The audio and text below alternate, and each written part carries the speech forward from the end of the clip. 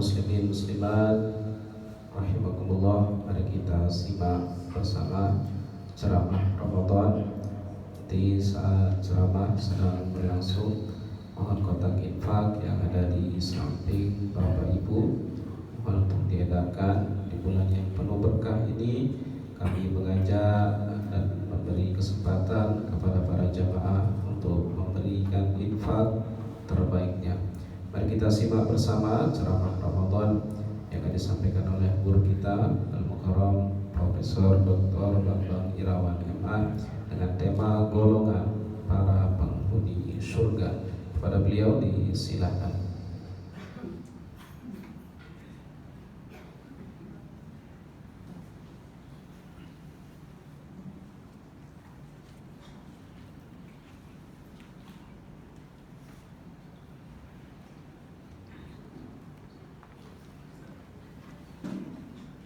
Bismillahirrahmanirrahim. Assalamualaikum warahmatullahi wabarakatuh.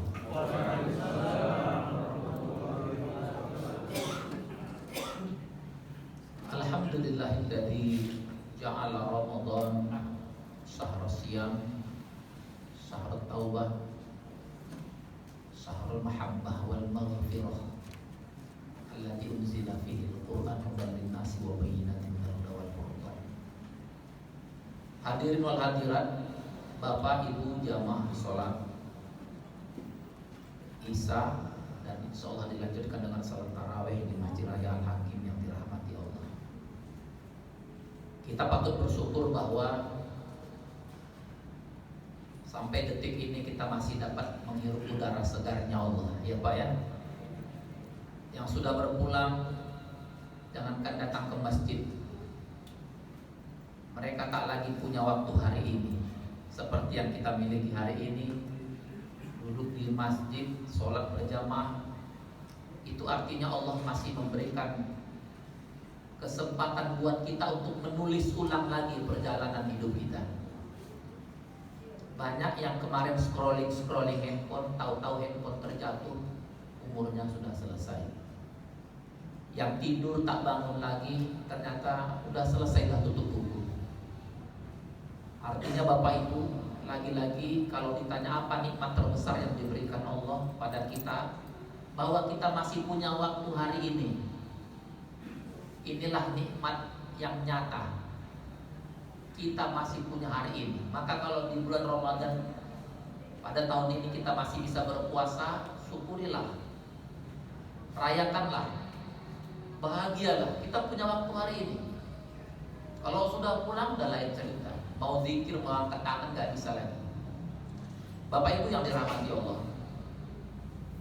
15 menit ke depan saya akan berbicara tentang golongan penghuni surga. Kalau udah cerita surga, cerita bahagia ini Bapak Ibu. Dalam sayat lagu disebutkan kalau ada nanti yang masuk ke surga itu karena dia memang berusaha, ya. Tapi nanti kalau ada yang masuk neraka bukan karena Allah gak sayang sama dia. Semuanya terserah pada kita. Semua terserah kita, ya. Jalan menuju surga itu gak perlu banyak membayar, gak perlu banyak keluar biaya, ya. Rasulullah itu bukan puasa di bulan Ramadan saja, sering masih bulan Sa'ban sudah penuh puasanya. Tidurnya dengan berbantal sabut kelapa, makannya dengan 2 butir kurma, ya. Rasulullah nggak pernah makan di sabu haji, apalagi makan di all you can eat kayak kita. Nah, kita baru 7 hari Ramadan sudah hitung-hitung lebarannya kapan. Artinya surga itu diiringi dengan kehidupan yang prihatin. Makanya nanti ada surga yang khusus untuk orang yang sabar, ya Bapak Ibu. Maka tidak ada yang sia-sia untuk orang yang sabar. Diuji oleh Allah, dia sabar, ada surga untuknya. Kata Allah, surga untuk orang sabar. Bahkan orang yang sabar dalam hidupnya ini dikasih pahala bi ghairi hisab. Nah, itu masuk surga itu. Ada orang yang masuk surga karena bisa mengendalikan amarahnya. Ya, jadi Bapak Ibu jangan suka marah-marah.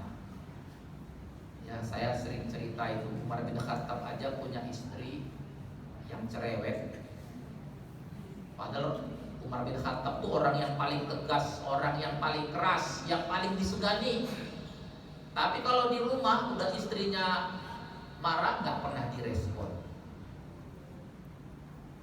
Ketika ditanya, ya Umar kenapa nggak pernah merespon ketika istrimu marah-marah begitu?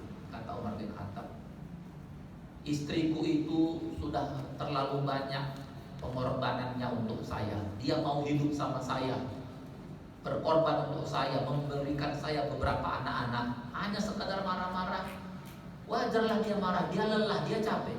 Nah, subhanallah, Umar bin Khattab tidak pernah membalas marah. Banyak sekali Bapak Ibu, kalau kita mau menempuh jalan ke surga itu. Kalau dalam salah satu hadis disebutkan kalau mau masuk surga itu, kalau kita mau dirindukan oleh surga, kata Rasulullah, yang pertama talil Quran. Orang yang suka baca Quran adalah orang yang dirindukan oleh surga. Maka Bapak Ibu, kesempatan kita di bulan Ramadan ini, bacalah Quran. Yang kedua yang dirindukan surga, kata Rasulullah, adalah wahafizil lisan. Ya, istiqomah seseorang itu sering dilihat dari kemampuannya menjaga lisannya.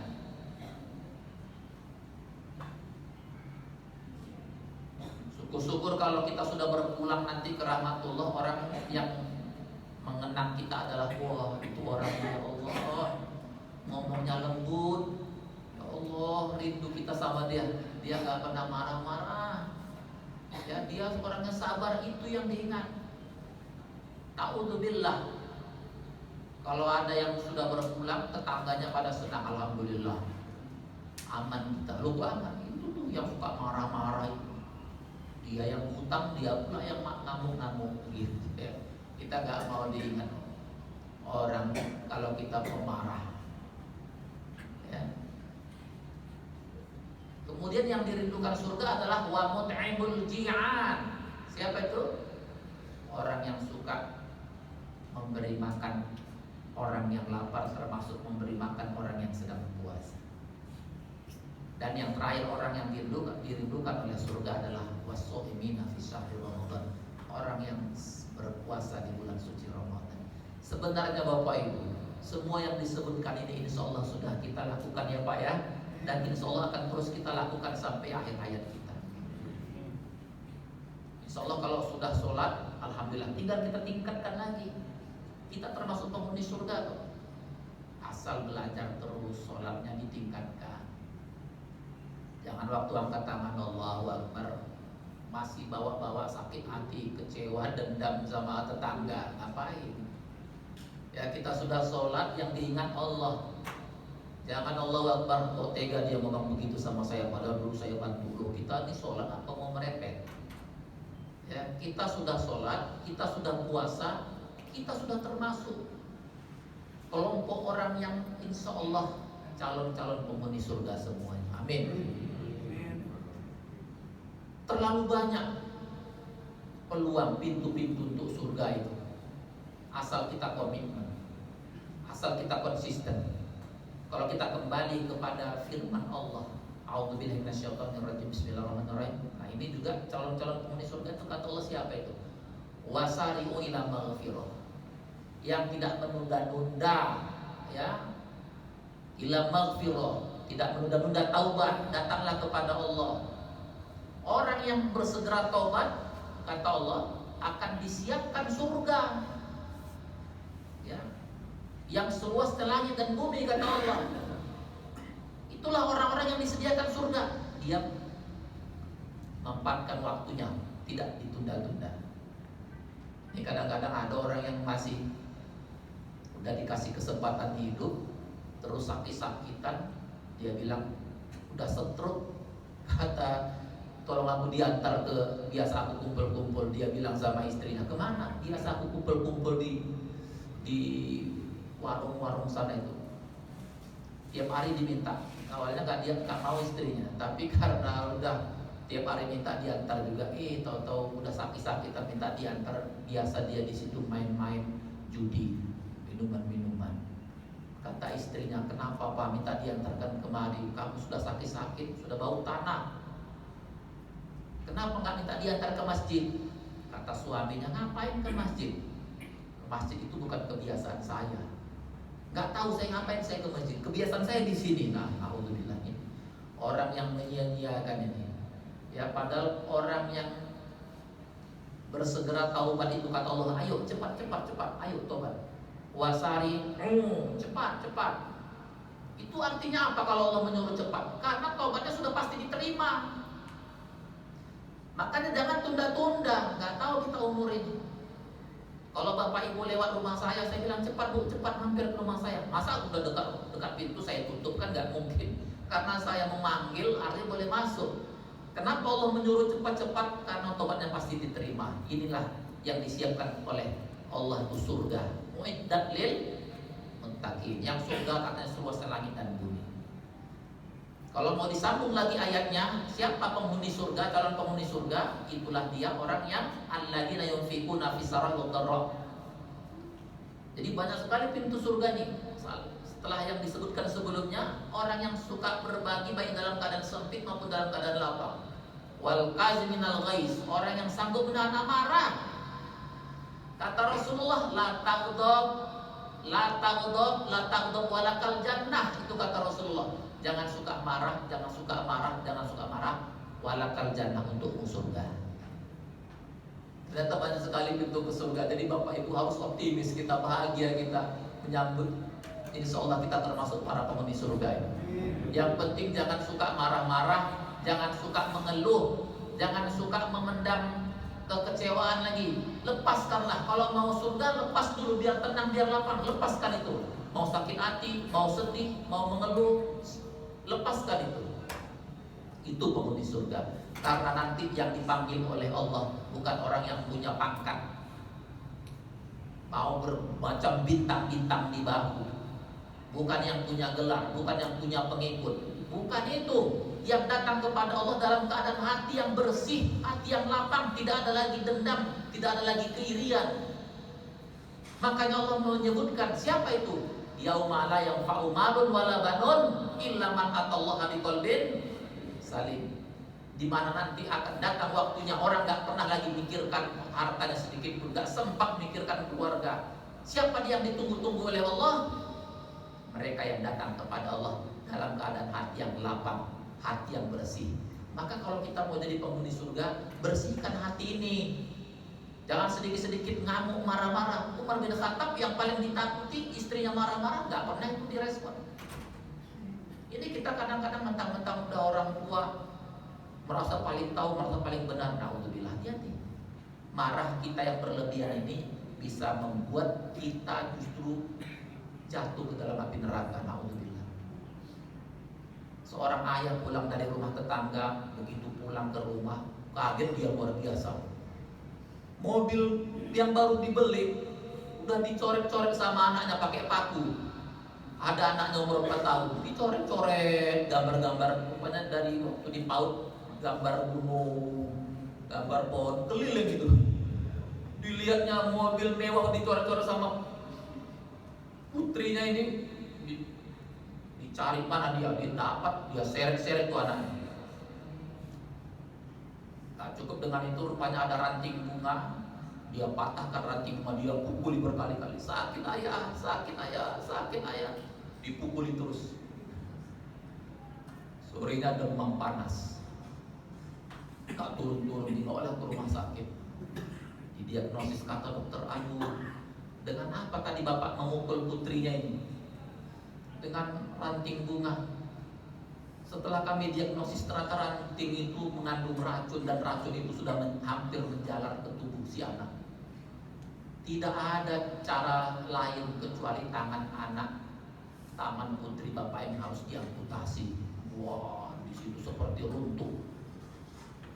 Mau dibilang apa lagi? Penyesalan udah datang terlambat. Lemas